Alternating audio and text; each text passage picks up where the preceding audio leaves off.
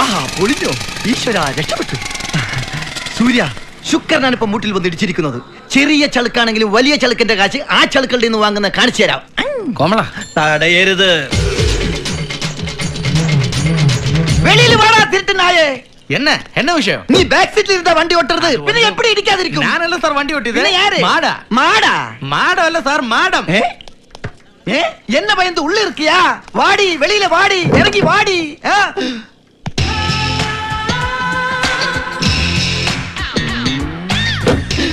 எங்க பார்த்தாடு நீ வண்டி ஓட்டுறது?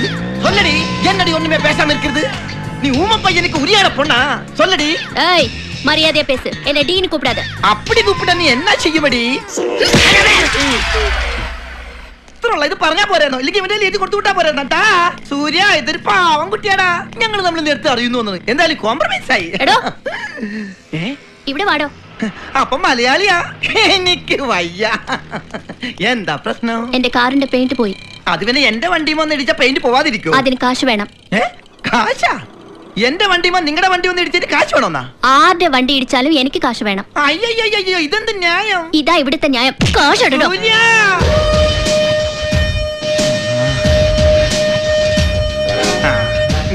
ഇപ്പൊ കിട്ടും. ഞങ്ങള് വണ്ടി സൈഡിൽ ഒതുക്കി നിർത്തിയേക്കായിരുന്നു. നിങ്ങളാണല്ലോ വന്ന് ഇടിച്ചത്. അതെ. ഇനി മേലെ ഞങ്ങൾ ഇത് ആവർത്തിക്കില്ല. തെറ്റ് ഞങ്ങളുടെ ഭാഗത്താ. സോറി. ആ വണ്ടി വന്ന് ഇടിച്ചതിന്റെ കാശ് കൊടുക്കടാ. വണ്ടി കാശ്? കാശ് കൊടുക്ക്. ഇത് എത്രയെന്ന് അറിയില്ല. ഇനി പോരെങ്കിൽ വണ്ടിയുടെ നമ്പർ കുറിച്ചെടുത്തോളൂ. അല്ലെങ്കിൽ വണ്ടി എടുത്തിട്ട് പൊക്കോളൂ. വലിയ ഉപകാരം.